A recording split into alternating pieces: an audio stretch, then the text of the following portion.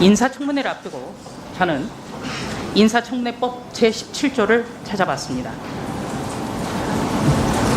준비한 판넬도 좀 봐주시죠.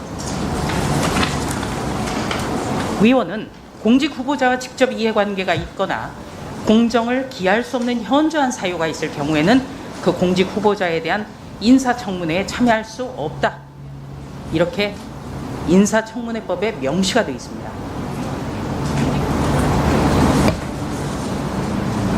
법이라는 것은 지키라고 있는 것이겠죠. 그런데 오늘 이 자리에는 바로 인사청문위원으로 참석하는 것이 대단히 부적절한 분이 있습니다. 더불어민주당 소속 의원입니다. 이 의원은 통칭 채널A 사건, 진실로는 권한유착 사건이죠. 이 사건을 사실상 만들고 관련 가짜뉴스를 무차별적으로 무분별하게 유포했습니다. 명예훼손 혐의로 기소되어 현재 재판 중에 있습니다. 특히 채널A 이동재 전 기자는 추가 허위 사실이 확인됐다면서 추가로 이 해당 의원을 고소했습니다. 그리고 현재 경찰이 수사하고 있습니다. 즉 더불어민주당 소속 해당 의원은 이 사건 관련의 피고인이자 피의자입니다. 다시 한번 말씀드리지만 인사청문회법 제17조에 따르면 법무부 장관 후보자와 직접 이해관계가 있거나 공정을 기할 수 없는 사유에 명백하게 해당이 되기 때문에 이 경우에는 인사청문회에 참여할 수가 없습니다. 저희 의사진행과 관련돼서 굉장히 중요한 부분이 이미 조수진 의원께서 말씀을 하셨고, 저희들은 이거는 심도 있게 판단을 하셔서 의결을 하거나 아니면은 당사자 스스로 회피하는 어떤 선택을 해야 되지 않나 이렇게 생각을 합니다.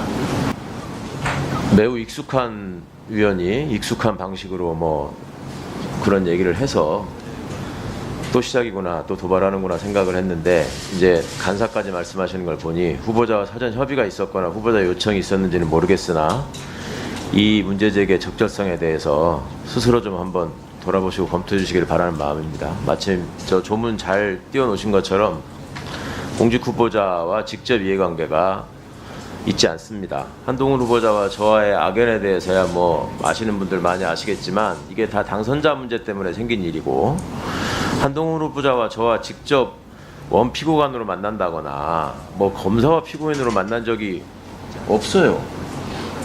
직접 이해관계가 있는 사람은 채널A 출신이 채널A의 행각을 비호하는 내용들이 직접 이해관계가 있을 수 있는 것이고, 고발사주의 당사자인 정당이 고발사주 사건을 없는 것처럼 호도하려고 하는 것이 직접 이해관계가 있는 것이지, 어떤 부분에서 공정을 기할 수 없는 현저한 사유가 있는 것인지 한번 스스로 좀 되돌아보시기 바랍니다. 처음에 고발사주 사건이 처음 일어났을 때도 제가 피해자임에도 불구하고 가해자분들의 요청을 받아들여서 스스로 회피를 해드린 적이 있습니다.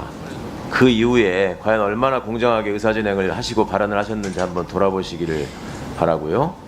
그리고 명백히 검언 유착 사건과 권언 유착 사건을 좀 구분해서 이해하고 발언하시기를 권합니다. 매번 틀리십니다. 검언 유착 사건이 대한민국 검찰이 지금 이동재 기자를 기소한 이유로 포함되어 있는 내용이고요.